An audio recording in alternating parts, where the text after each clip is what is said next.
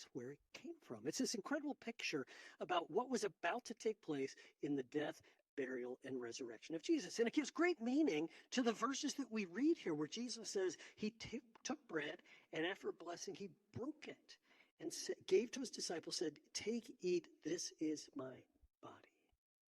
Now, Luke's account and Paul in 1 Corinthians add, "Do this in remembrance of me." It's something that we continue to do. Now, also at the Passover, there were cups. Everybody had a wine glass there, and they would fill their cup 4 times. That takes several hours. They'd have 4 glasses of wine during the meal, and each time they would fill it, it represented something different. Each cup stood for one of the promises the Lord makes to his people in Exodus chapter 6. So the first one is called the cup of sanctification, with the promise, "I will bring you out from under the yoke of the Egyptians."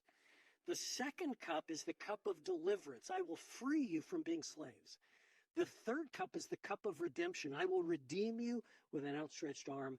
And the fourth cup is the cup of praise. "I will take you as my people, and I will be your God." Now, the first 2 cups are filled and drunk before the meal is served, as they're retelling the story of what happened. The other 2 happen after the meal. Now, it's not as clear in Matthew's account, but the others are very clear that Jesus took the cup after supper, right? When we read those verses on Communion Sunday, you hear me say, "And Jesus took the cup after supper, saying, 'This cup is my covenant in the new, this cup is my the new covenant in my blood.'" And that would make this the third cup of Passover.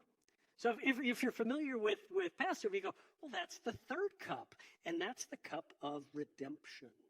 "I will redeem you with an outstretched arm." And look what today's section says about this cup. It's in verse 28. Jesus calls it the blood of the covenant, poured out for many for the forgiveness of sins.